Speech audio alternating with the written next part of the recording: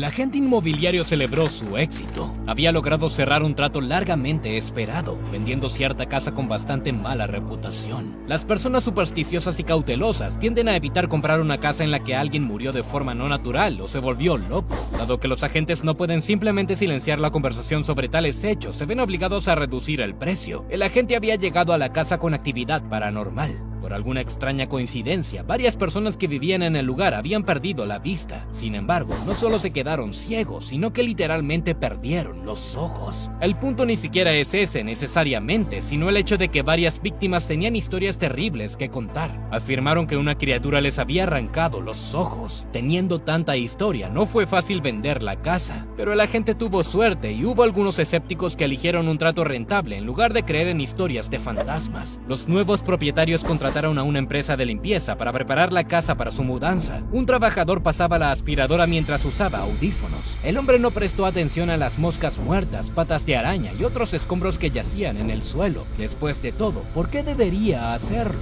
No vio nada aquí que no se pudiera encontrar en otra parte de una casa que carecía de inquilinos durante años. Estaba un poco preocupado por los rumores y las historias de fantasmas, pero había oído hablar de esta casa varias veces antes. Por lo tanto, cuando sintió una presión extraña en su ojo, se detuvo un poco de mala gana, incluso riéndose un poco para sí mismo. Cuando el limpiador se miró en el espejo, sin embargo, ya no sintió que esto fuera motivo de risa, pero ya era demasiado tarde. La potente aspiradora había aspirado todo en un recipiente grande, por lo que a veces entraban insectos vivos, pero la mayoría de las veces era solo lo que quedaba de ellos. Nadie podía haber notado que las largas patas de araña se movían realmente dentro de la aspiradora. Poco a poco se juntaron y se fusionaron en una especie de araña incorpórea, y entonces el conserje solo lo notó cuando ya estaba en su propio ojo. Debo admitir que SCP-525 es un objeto bastante desagradable. Primero, porque es una especie de arácnido, y segundo, porque le arranca los ojos a la gente. Uf, qué repugnante. Aparte de eso, las arañas oculares no son tan peligrosas. Como puedes imaginar, SCP-525 se parece a un arácnido en apariencia. Se evaluó que la amenaza del objeto estaba en el nivel Euclides y se envió para ser contenido en la zona de almacén 23. El hecho es que en su estado inactivo, el objeto está per se desmontado. Además, dentro de una sola habitación no puede haber más de 6 componentes a una distancia de al menos 50 pies entre sí, y cada una de estas muestras debe estar contenida en un recipiente separado. Las únicas excepciones son los experimentos autorizados. Aún así, solo el personal de clase D tiene permitido el contacto directo con el objeto. Todo el personal científico debe usar gafas de seguridad durante las pruebas. SCP-525 está compuesto por las partes individuales de un artrópodo anómalo desconocido. Cada extremidad se extiende de 4 a 6 pulgadas de largo. Como su pariente genético más cercano, la araña reclusa parda, sus patas están cubiertas por múltiples pelos, y a pesar de su naturaleza anómala, son igualmente frágiles. Todos los componentes de SCP-525 tienen fuertes ganchos en su base. Son de origen natural, si es que en este caso es posible decirlo así. Ahora permíteme explicarte su propósito. Las piernas de SCP-525 permanecen inactivas hasta que se juntan 8 piezas cerca. Para que los componentes del objeto establezcan una conexión, deben estar al menos a 2 pies de distancia de cada uno, si no más cerca. Cuando esto sucede, todos los componentes cobran vida y se combinan en un solo sistema, una araña sin cuerpo. Este estado particular del objeto fue designado 525-1, pero eso no es todo. Nadie quiere sentirse pequeño, incluso las anómalas arañas oculares, por lo que este conjunto de patas vivientes se dirige a encontrar el componente que falta. Estoy seguro de que probablemente puedas adivinar cuál podría ser. Una vez que las patas se juntan, el objeto comienza a moverse mucho más rápido como un todo que cuando eran simplemente componentes individuales. Los científicos han realizado una serie de experimentos con el objeto y diferentes tipos de animales. Resultó que los mamíferos medianos a grandes y por supuesto los humanos son adecuados para la intención de SCP-525. Las aves, los peces y los reptiles, sin embargo, son ignorados por el objeto. El experimento con el cocodrilo fue particularmente fascinante, pero primero veamos cómo el objeto busca una víctima adecuada. En su estado intermedio, 525-1, el objeto llega al ojo de una criatura viviente y se ubica estrictamente en el centro sobre el globo ocular. 2 pares de piernas sostienen el párpado para que la víctima no pueda cerrar el ojo, y el resto de las extremidades cortan los nervios ópticos y los vasos sanguíneos. Los detalles exactos de este proceso están clasificados. Obviamente, esto se debe a su fuerza anómala, ya que las frágiles patas de la araña son incapaces de realizar tal procedimiento. El objeto extrae el ojo con extrema precaución, y es aquí donde entran en juego los ganchos de la base de cada pata. Se extienden y perforan el caparazón del ojo adhiriéndose uniformemente, y así se convierte en una especie de araña de ojos. Parecería que así es como la entidad adquiere una forma completa. Aún así, parece que el corazón de todo está en la inteligencia colectiva de los componentes individuales combinados o algo por el estilo. Durante un experimento con 525-1 y un cocodrilo, el objeto mostró interés en el reptil, pero durante los intentos de extraer el ojo solo pudo cegar al animal. Después de este fallo, SCP-525 ya no reaccionó ante los reptiles. El mismo comportamiento fue mostrado incluso por aquellos componentes del objeto que en realidad no participaron en el experimento del cocodrilo. Esto apunta al hecho de que la entidad está aprendiendo activamente y es capaz de transferir su conocimiento a todas las unidades existentes. Este mecanismo en particular aún no ha sido estudiado y todavía no hay evidencia de que SCP-525 sea inteligente exactamente, pero se sabe con certeza que se reproduce. Si después de quitar los ojos la entidad no se molesta, entonces pone huevos o algo similar en la cuenca del ojo vacío. Entonces los ejemplares desaparecen. Después de adherirse al globo ocular, el objeto se vuelve más lento, ya que su nueva parte del cuerpo prestada dificulta su movimiento. Además, a partir de este momento, SCP-525 no muestra interés en ninguna criatura viviente que se encuentre después. No esté claro por qué la entidad necesita un ojo, pero ciertamente no lo usa para el propósito previsto. El objeto ignora cualquier estímulo visual. Privado de su entorno natural, el órgano comienza a perder líquido y a secarse, adquiriendo así un tinte parduzco como el de las extremidades del objeto. Y después de unas 2 a 3 semanas, la araña se desprende del ojo marchito y va en busca de uno nuevo. El significado de tal reasentamiento aún no se ha determinado. Sin embargo, vale la pena señalar que algunos de los datos sobre SCP-525 están clasificados. Quizás el ojo sea para el objeto lo que una concha de almeja para un cangrejo ermitaño, proporcionando un lugar para esconderse, aunque esto es bastante improbable. El habitante del mar usa un caparazón discreto y resistente para cubrirse. El ojo que corre por el suelo sobre patas de araña es ciertamente cualquier cosa menos invisible, y mucho menos una forma de tener un refugio confiable. Supongo que SCP-525 usa el ojo como una fuente de energía de alguna manera. El hecho de que sea en la cuenca del ojo de la víctima donde se desarrolle una nueva generación de patas de arañas anormales también apoya esta opinión. El Dr. Weiss realizó un experimento con un empleado de clase D. Se permitió que el objeto le quitara el ojo a la persona y no fue molestado hasta que se fue. El científico monitoreó a la víctima durante 4 semanas. Justo después del examen inicial de la herida, en realidad ya se encontraron huevos en los músculos oculomotores similares a las de los sapos, excepto que son opacos. 3 de ellos fueron separados de los tejidos y enviados al laboratorio para su investigación,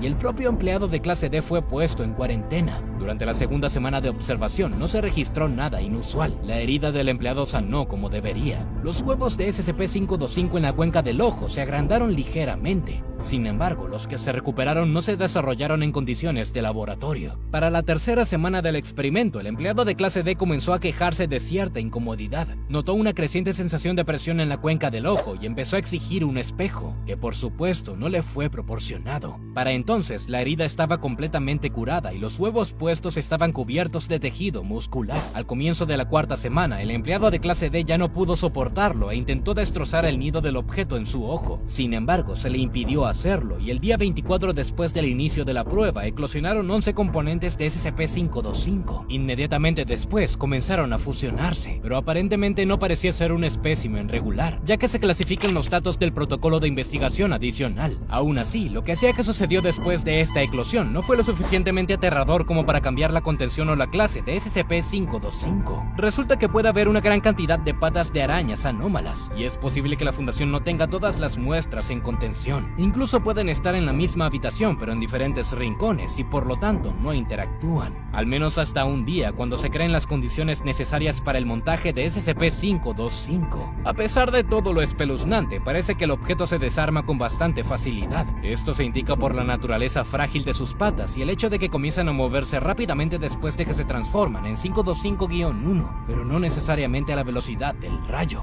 Además, no hay evidencia de que la criatura tenga algún efecto cognitivo en sus víctimas, por lo que puede ser suficiente simplemente aplastar el objeto como una araña normal. En ese caso, surge la siguiente pregunta: ¿cómo puedes estar seguro de que una de las arañas que aplastaste no era en realidad una instancia de SCP-525? Pero no te pongas nervioso. Pero si por algún milagro no fuiste rastreado y procesado, y sabes algo sobre los trucos de SCP-525, házmelo saber en los comentarios. Tu aporte podría hacerme de mucha ayuda. Nos vemos.